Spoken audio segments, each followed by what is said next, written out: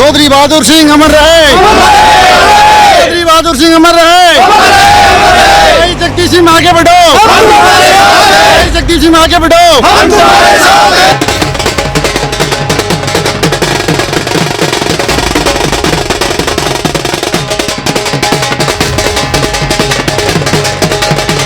मेरे पास रोज लुहारू और भैंस सिवाने के लगभग 100-150 लोग आते थे किसी न किसी काम से। मैंने कभी किसी से नहीं पूछा तुमने वोट दी नहीं दी, किस जाति का है, किस परिवार का है, किसान है, व्यापारी है, क्या है। नाम अगर उसे ले दिया कि मैं लुहारू भैंस सिवाने से हूँ तो मैंने उसी टाइम उसका काम करने की कोशिश करी, उसी टाइम उसका टेलीफोन किया।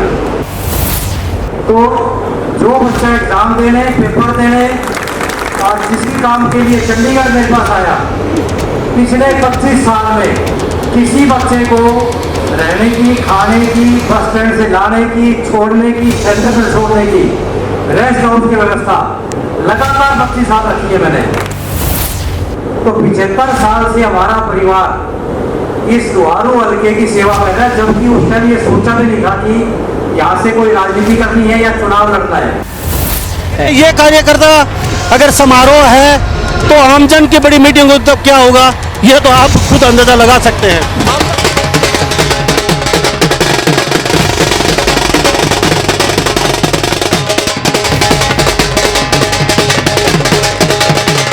अगर लिस्ट में लुहारू नाम दिख दिया समझ लो उसको नौकरी पक्की। हमारा लक्ष्य है विकास और नौकरियां, बस। आज़ादी के 75 साल बाद भी ये हुआ होंगे कि मेरी गली टूट गई, मेरी नाली टूट गई, या महिलाएं कहेंगी मेरे घर में पानी नहीं आ रहा, टूटी खराब होगी, या बिजली का खंभा चाहिए। 75 साल जब खंभा ही मांगते रहोगे तो आप ही क्या सोचोगे। सिस्टम को तो जानने वाला है, वही सिस्टम को बदल सकता है। और एक हम किसी अनपढ़ को 8वीं पास को सत्ता बनाते हैं तो वो तो 5 साल तो उसको समझने में लग जाएंगे चंडीगढ़ में भाई काम कैसे करना है। कम से कम 30-35 हज़ार नौकरियां दी जाए, वो लक्ष्य है। अगर वो लक्ष्य हासिल नहीं करेंगे तो 29 का इलेक्शन भी नहीं लड़ेंगे। बस ये भी ये गारंटी से कहता हूं कि SC और BC वर्ग में और नॉन जाट वर्ग में जितनी सबसे ज्यादा वोट अगर किसी एक नेता की है वो चौधरी बहादुर सिंह की थी और वो हमारी है। चौधरी बहादुर सिंह अमर रहे। चौधरी बहादुर सिंह अमर रहे। नमस्कार, स्वागत आपका हरियाणा न्यूज़ 24 पे। मैं हूं मुन्ना लांबा, मेरे सहयोगी हिमांशु लांबा के साथ हम मौजूद आज बहल में, और ये बहल के अंदर हम कार्यकर्ता चर्चा समारोह चौधरी बहादुर सिंह के बड़े सपुत्र हैं जगदीप सिंह, जो IAS अधिकारी रिटायरमेंट हो चुके हैं अभी। और ये चुनाव के लिए कुछ दिन पहले एक ऐसा ही सम्मान समारोह किया था चर्चा को लेके, और वहाँ पे इन्होंने ताल ठोकी थी चुनाव को लेके कि चुनाव लड़ेंगे, हर हालत में लड़ेंगे, कौन सी पार्टी से लड़ेंगे ये अभी तय नहीं हो पाया है। इन्होंने कहा था कि जनता के बीच जाएंगे, और जनता के बीच जाके हम अपने परिवार के बीच जाके सलाह लेंगे कौन सी पार्टी से चुनाव लड़े। इसी कड़ी में आज बहल के अंदर ये धर्मशाला यहाँ पे दूसरा प्रोग्राम किया गया है, और यहाँ भव्य तरीके से चर्चा समारोह में जगदीप के स्वागत में सैकड़ों बुजुर्ग युवा यहाँ मौजूद हैं। ये एक कार्यकर्ता चर्चा समारोह मतलब फेस टू फेस मीटिंग। जो हमारे निजी लोग थे, मंत्री जी के दोस्त थे, मंत्री जी के साथी थे, मेरे दोस्त थे, मेरे परिवार के आदमी थे, वो लोग यहाँ बैठे हैं। उनको तो आज मैंने चर्चा करने, उनसे डिस्कस करने, उनसे पूछने के लिए बुलाया है भाई नेक्स्ट स्टेप मेरा क्या होना चाहिए। इससे पहले शिवानी करके आए थे हम, अब यहाँ लुहारू में बहन कर रहे हैं, इसके बाद लुहारू प्रोग्राम होगा। जो हमारे सारे कार्यकर्ता और सारे साथी जो आत्मा के साथ हैं, आज के दिन तो मैं किसी पार्टी में नहीं हूँ भाई, DC रहा, कमिश्नर रहा, अलग अलग पोस्टों पे रहा, वहाँ रहते हुए काम किया। और उस पोस्ट के लिए तो मैं एक पक्की बात ये कहूँगा कि मैं हरियाणा में जहाँ भी मेरी पोस्टिंग रही, चाहे मैं SDM रहा, ADC रहा, DC रहा, कमिश्नर रहा, पूरे हल्के का कोई भी आदमी मेरे पास चला गया, लास्ट में तो मैं कमिश्नर रिटायर हुआ रोहतक से, तो मेरे पास 5 डिस्ट्रिक्ट थे रोहतक के, जिसमें भिवानी भी एक था। तो उस मेरे पास रोज लुहारू और बहन शिवानी के लगभग 100, 125, 150 लोग आते थे किसी ना किसी काम से। मैंने कभी किसी से नहीं पूछा तूने वोट दी नहीं दी, किस जाति का है, किस परिवार का है, किसान है, व्यापारी है, क्या है। नाम अगर उसने ले दिया कि मैं लुहारू बहन शिवानी से हूँ, तो मैंने उसी टाइम उसका काम करने की कोशिश करी, उसी टाइम उसका टेलीफोन किया। ये सबसे बड़ी मैंने रखी। और दूसरा, हमारे हल्के का कोई भी बच्चा, देखो बुजुर्गों का चक्कर तो जो लगते थे वो मंत्री जी के टाइम लगते थे, कि इन्होंने मंत्री जी के जो 5 साल का जो मंत्रिमंडल था उसके स्वाद तो इन बुजुर्गों ने नहीं है। नई जो युवा पीढ़ी को तो अभी सिस्टम देखा नहीं ना, तो वो 2024 में उसको एंजॉय करेंगे। तो जो बच्चा एग्ज़ाम देने, पेपर देने और किसी काम के लिए चंडीगढ़ मेरे पास आया, पिछले 25 साल में किसी बच्चे को रहने की, खाने की, बस स्टैंड से लाने की, छोड़ने की, सेंटर पर छोड़ने की, रेस्ट हाउस की व्यवस्था लगातार 25 साल रखी है मैंने। तो ये लगातार आगे भी रहेगा। तो 75 साल से हमारा परिवार इस लुहारू हल्के की सेवा कर रहा है, जबकि उस टाइम ये सोचा भी नहीं था कि यहाँ से कोई राजनीति करनी है या चुनाव लड़ना है। 1968-70 में मेरे ताऊ जी डीसी थे, 6 जिलों के डीसी रहे।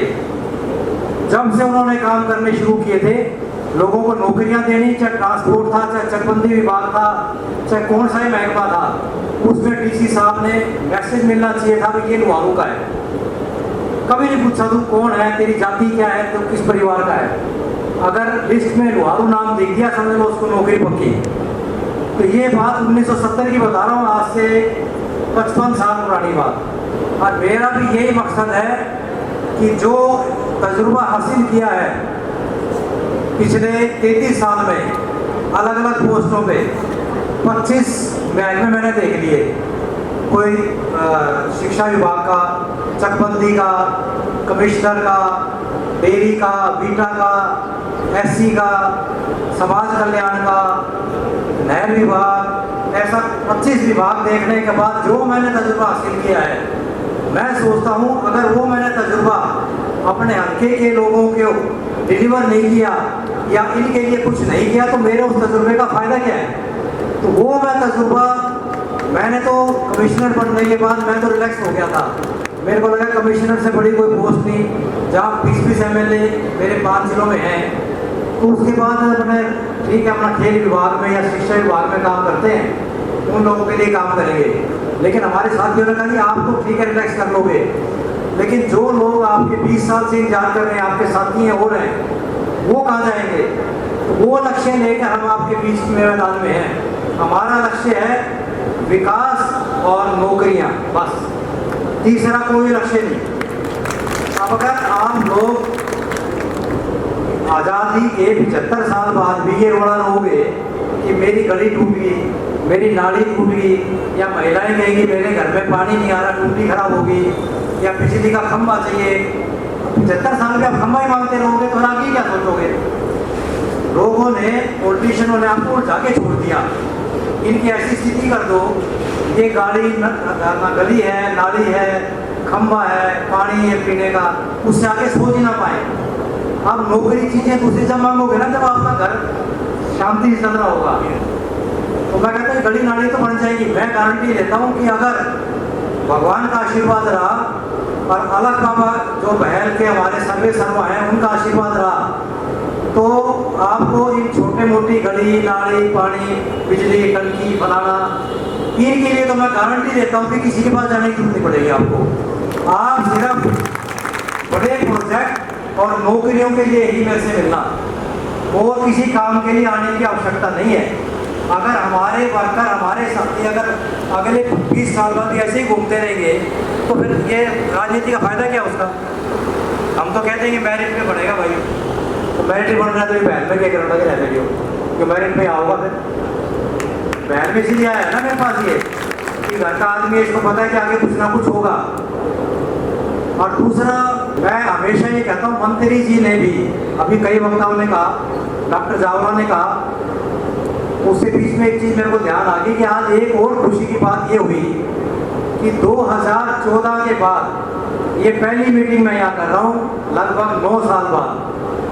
और 9 साल बाद पुराने इतने मेरे साथी दोस्त जो मेरे पारिवारिक थे, ये सारे बैठे हैं इधर, इनसे मिलके मैं पहल की टीम का विशेष तौर पर धन्यवाद करना चाहूँगा कि जिन्होंने मेरे पुराने 25-25 साल पुराने साथियों को, मंत्री जी के दोस्तों को, हमारी माताओं को, जो हमारी पुरानी बहनें हैं, उनसे मिलवाया। और मैं दूसरा और ये कहना चाहूँगा कि हमारे कई साथी हैं जो या महिलाएं बैठी हैं, स्टेज पे भी हैं, इनको जानते हैं, कुछ नहीं जानते, इनको आप साधारण महिला मानने की गलती मत करना। ये वो महिलाएं हैं जो हमारे लिए तो रानी लक्ष्मीबाई हैं। 25 साल से मैं इनको देख रहा हूँ मंत्री जी के साथ, बेटी के रूप में, बहन के रूप में, लगातार 25 साल से ये काम कर रही है, कंधे से कंधा मिला के। तो इनका मैं एहसान कैसे भूल सकता हूँ। और दूसरा, 2014 से लेके आज तक जितनी हमने मीटिंग करी, ये सारे साथी बैठे हैं, पहल के सब गांव के हैं, क्योंकि बाहर से मैंने सिवानी से और द्वारू वालों को सख्त मना किया था कि आना नहीं है, लेकिन 10-20 तो चलो जो खास होते हैं, हीरानंद कह मैं तो जाऊँगा, लोहरी भाई आ जा भाई, उसका तो कोई इलाज नहीं। लेकिन एक भी साथी को, एक भी आदमी को, एक वर्कर को हमने पिछले 10 साल में कभी कोई गाड़ी, कोई साधन मुहैया नहीं करवाया।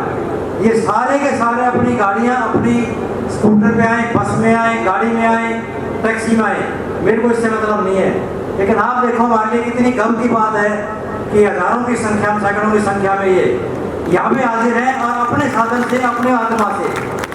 और हमारा ये काम नहीं है कि 15-10 हज़ार रुपये दे के कप्तान साहब के चाय करवा दूँ मैं। कप्तान साहब के साथ मैं चाय जब पीऊँगा तब इनकी आत्मा होगी।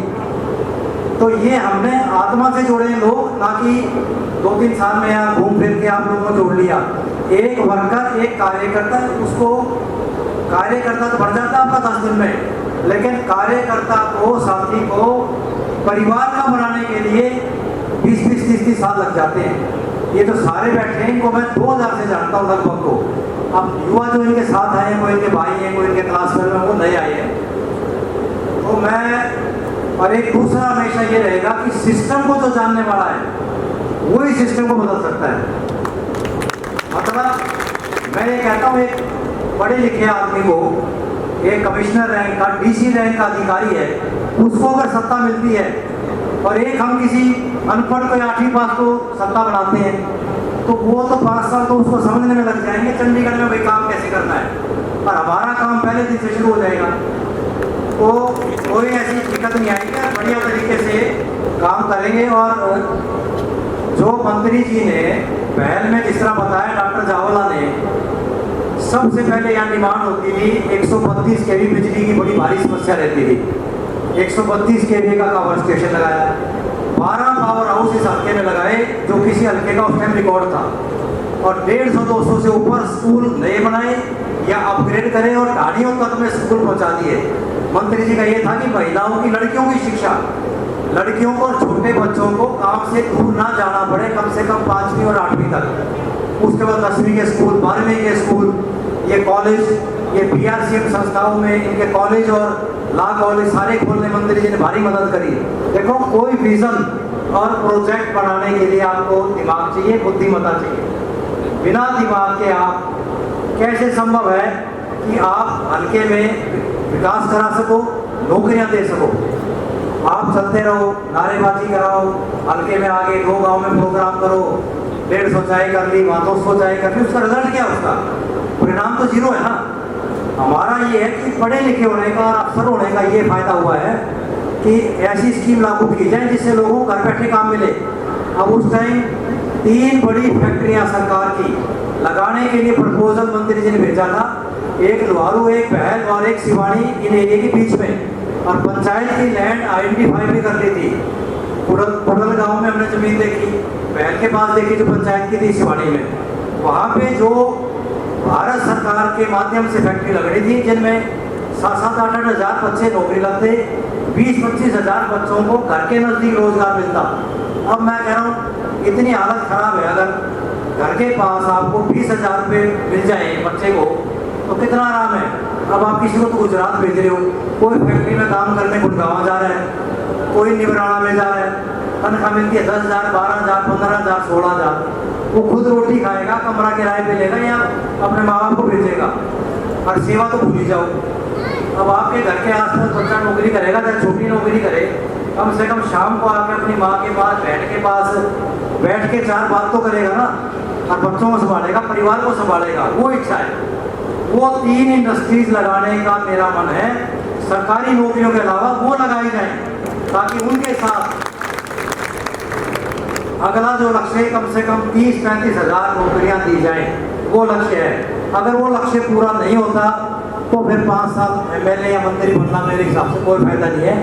अगर वो लक्ष्य हासिल नहीं करेंगे तो 29 का इलेक्शन भी नहीं लड़ेंगे भाई, ये भी छुट्टी है। और जाए फिर और किसी ने बना दी, और क्या है, ठीक है ना। ये गारंटी से मैं कहता हूँ, अगर ये लक्ष्य हम पूरा करने के लिए वचनबद्ध हैं, और नहीं तो 29 में आपका जिसका मन करे उसने बना दिए भाई, बड़ी होगा, क्या दिक्कत है। करते हैं, पहले करके जाएंगे। पिछली बार कि मंत्री जी की जो स्कीम बड़ी पड़ी है वो सारी तैयार पड़ी है। अब वो ये जो फैक्ट्री वाली बात बता रहा हूँ, नौकरी वाली बता रहा हूँ बहन जी, मैं उसका 250 पेज का किताब है, जिसमें एक एक चीज, एक एक सिस्टम सारा लिखा हुआ है, फिर कैसे होना है, क्या नहीं होना, भारत सरकार से कैसे आनी है चीजें, और हरियाणा सरकार उसमें क्या मदद करेगी। और ये क्या ग्रुप डी का पेपर बताओ, ग्रुप डी का कोई पीएन का ही पेपर होया करे, बताओ मेरिट होगी ग्रुप डी में भाई। क्या कौशल निगम, क्यों नहीं हम सीधी भर्ती करते। देखो हमारी चली हम तो सीधी करेंगे, सीधी सी बात है, को बुरा मानने चाहे भला मानो, ये क्या करेंगे सारे बैठे। फिर टेस्ट में तो ये 10वीं पास आदमी है, एमएससी आ गया तो पास कैसे होएगा, वो तो उसका मुकाबला कर ही नहीं सकता एमए का, एमएससी वाले का।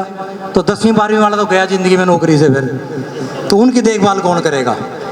तो मैं कहता हूँ सब नेता ठीक है, ये हमारे लोगों ने, हमारे साथियों ने, हमारे वोटरों ने आकलन करना है, और भावनाओं में बहने की जरूरत नहीं कि वो फलाना चल गया, फलाना ये हो गया, कुछ नहीं है। ठंडे मन से सोचो कि आगे काम कौन करेगा। आज तो मैं आपकी सैर करा लाऊंगा, कल कौन कराएगा। समाज सेवी हरियाणा के 55-60 हलकों में है, यही काम करते हैं। हमारे दादरी भी थे, खूब पानी के टैंकर, बसें, सब कुछ चला, इलेक्शन खत्म होते गायब होगी।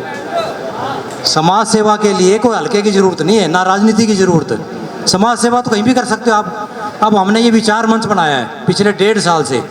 मंत्री जी का स्वर्गवास हो गया था 2 साल पहले, 1.5 साल पहले हमने मंच बनाया। उसके तहत जो मैं बता रहा हूँ आपको, मंच में हमने खिलाड़ियों का, हरियाणा के, और विशेष तौर पर जो लड़कियां हैं अच्छा खेलती हैं, उनके लिए हमने एक गिव बैक टू सोसाइटी, भाई समाज को क्या देना है, उसके तहत लड़कियों की शिक्षा का, खेल का, जो लड़की आगे है उसको हमने स्कॉलरशिप दिया, कम से कम 3-3.5 हज़ार। उसमें लड़की चाहे अम्बाड़े की हो, चाहे रोहतक की हो, चाहे बैल की हो, चाहे लुहारू की हो, चाहे मंडोली की हो, चाहे कहीं की हो, उसको खुली छुट्टी है। उसको ड्रेस भी देंगे, कोचिंग के लिए भी उसको फैसिलिटीज़ प्रोवाइड की जाएगी। और इस तरह शिक्षा है लड़कियों की शिक्षा में। जो लड़की गरीब परिवार की है, पढ़ना चाहती है, उसको हम फ्री पढ़ा रहे हैं। तो ये काम विचार मन से कर रहे हैं ना कि एक जगह मेरे को सूचना अगर मिल गई कि तो शाम के फलाने गांव में एक लड़की को खेल की ज़रूरत है और उसको कोच चाहिए, या उसको ट्रैक सूट चाहिए, या वर्दी चाहिए, या कोचिंग के लिए फीस चाहिए, वो हम प्रोवाइड करेंगे, कर रहे हैं। तो हम एक हल्के से समाज सेवा सीमित नहीं है, ये तो पूरे समाज की सेवा का मतलब क्या, पूरी स्टेट, पूरा राज्य आवश्यकता वाले आएगा ना। अब बहल में कोई खाता पीते सेठ है हमारे जो आज भी आए हुए हैं, उनको ज़रूरत थोड़ी ना, मेरी ज़रूरत तो उसको है जो गांव में रह रहा है या छोटे परिवार का है, या जिसको आर्थिक रूप से सहायता की आवश्यकता है। तो उसके अलावा हमने ये जो शहीदों के लिए बनाया एक ट्रस्ट, कम से कम हम 250 शहीदों को सम्मानित कर चुके हैं, उनके परिवार को। पंचकुला में हर साल प्रोग्राम करते हैं हम, और हर शहीद की, फौजी की हम पुण्यतिथि मनाते हैं, 250 की जो मेरी लिस्ट में है लगातार। और ये पिछले 2011 से ये प्रोग्राम चल रहा है।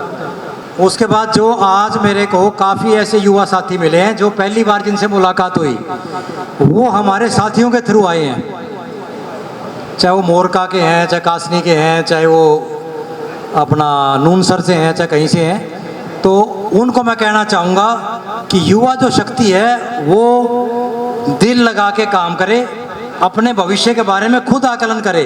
देखो आजकल तो सारे मोबाइल के ऊपर हैं, सारे यूट्यूब देखते हैं सारे दिन, और सारे दिन फेसबुक चलता है उनका। मैं तो पीछे गांव में क्या बूढ़ेड़ा में, तो एक अपना किसान था, होगा 55 58 साल का, तो कहते मैं आपका जी फेसबुक पे फ्रेंड हूँ। हमारा यार मन तो देखा नहीं, तो कह जी मैं सारी देखता हूँ। जब 58 साल का आदमी फेसबुक चला सकता है तो कैप्टन साहब यूँ देखो लड़के तो सारे चलाते होंगे ना। तो इनसे बेहतर आकलन, इनसे बेहतर कोई नहीं कर सकता कि कौन सा आपका उम्मीदवार अच्छा होगा, और अच्छे उम्मीदवार का ही चयन करें। और मंत्री जी के बारे में तो मैं कहना चाहूँगा भाई, सत्य, सादगी, सदाचार, परोपकार, दया और ईमानदारी का लेकर सहारा, जिन्होंने महिलाओं, गरीबों, कृषकों को उनके उद्धार के लिए अपना सारा जीवन कर दिया व्यतीत अपना, ये उनका निष्कर्ष था। और दूसरा उनका ये था कि सत्य की राह पर जब चलता है कोई ईमानदार, वो नौकरी में रहे, मंत्री जी एसडीएम भी रहे, एडीसी रहे, अलग अलग पोस्टों में रहे, ईमानदारी की पूरे हरियाणा में उनकी छाप थी, और मंत्री के रूप में भी छाप रही। उनकी दो चीज़ मैं और बताना चाहूँगा जो आज आप सुख शांति से जी रहे हो। एक तो उन्होंने सुख दुख में गरीब अमीर के जाना सिखा दिया सबको, जो कोई नहीं जाता था। दूसरी, ये जो 50,000, 51,000, 11,000 की माला का रिवाज था ना, ये मंत्री जी ने बंद करवाया। नहीं तो आज यहाँ स्टेज पे मैं भी 25 लाख इकट्ठे कर लेता। आगे नौकरी लगवानी है, किसी ने ले भाई 1 लाख।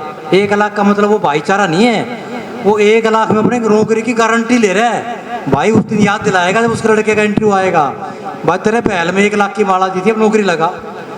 तो वो माला बंद करवा दिया। आजकल कोई नेता मांग रहा है, डर गए ना सारे, उनको पता माला मांगी यार तुम्हारे मुसीबत खड़ी हुई। तो ये 2-3 चीज़ तो ऐसी थी। और एक गरीब अमीर का भेदभाव खत्म करा।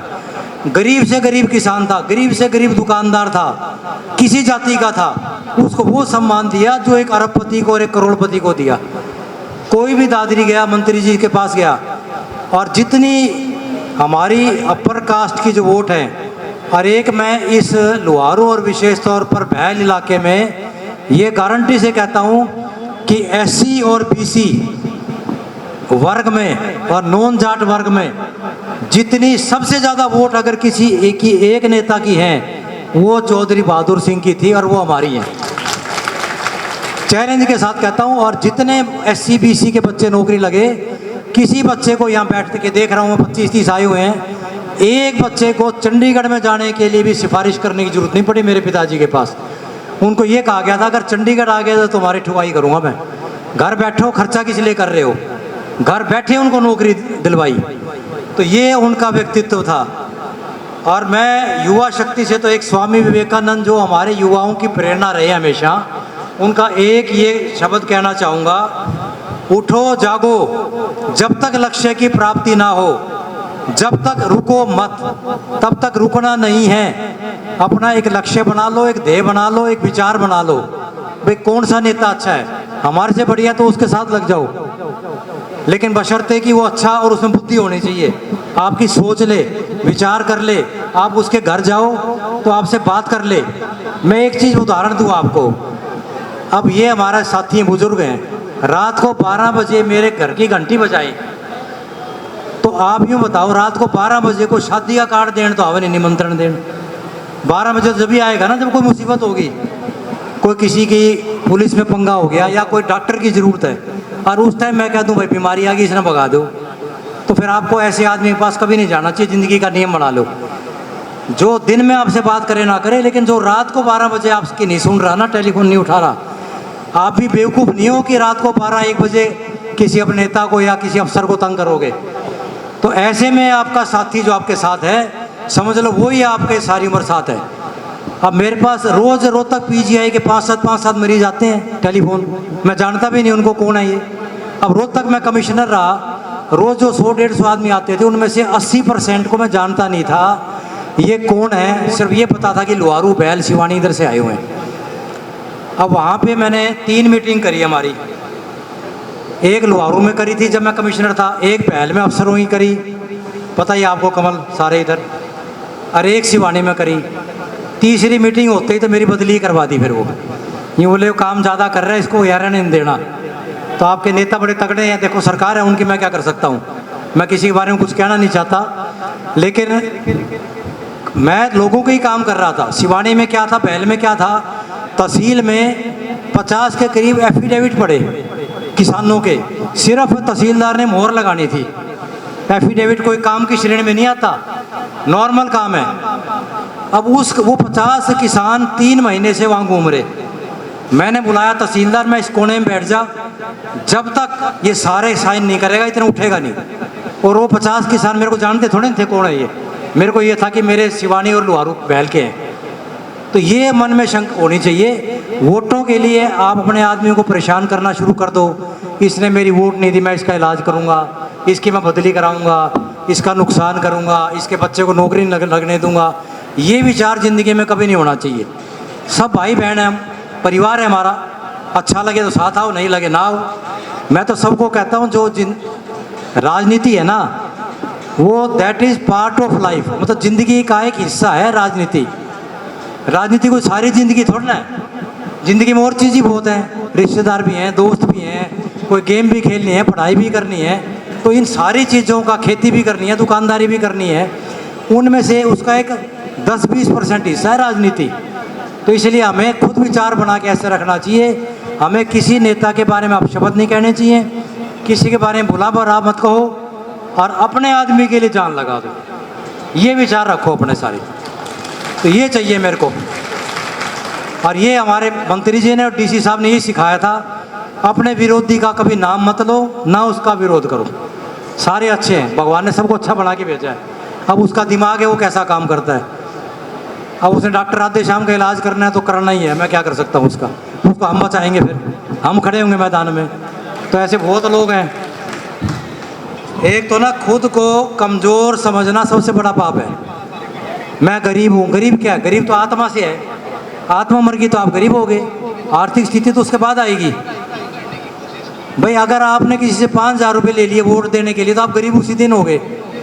उसने तो आपको 5,000 रुपये दे के 5 साल के लिए खरीद लिया। और दूसरा, मैं ये महिलाएं बैठी हैं हमारी और बहनें बैठी हैं, तो मैं इनसे भी रिक्वेस्ट करूँगा कि और महिलाओं को आप जोड़ो, और अपने जो परिवार की हैं वो होशियार हैं उनको साथ लेके आओ, ताकि महिलाओं की जो शक्ति है उसको कोई नकार नहीं सकता। तो मतलब क्लियर ये है भाई, यत्र नारेस्तु पूज्यते रमन्ते तत्र देवता।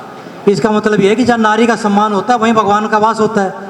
आपके बिना क्या हमारे पास कुछ भी नहीं है। लेकिन मैं चाहता हूँ आप और जोड़ो, महिलाओं को लेके आओ। मैं ये चाहता हूँ कि आपके बच्चे घर के पास ही रहें। और एक प्रोग्राम और भी रख दिया गया तुरंत यहाँ बहल में, पता ही है सबको, वो एक खुला दरबार रख दिया यहाँ पे नेताजी हमारे मंत्री जी द्वारा, आज के दिन ही और आज के टाइम ही। लेकिन मेरे को तो लगता नहीं कोई फ़र्क पड़ा हो, लगा कोई फ़र्क है? मतलब एक सीट खाली नहीं, 1000 कुर्सियाँ लगवा रखी हैं।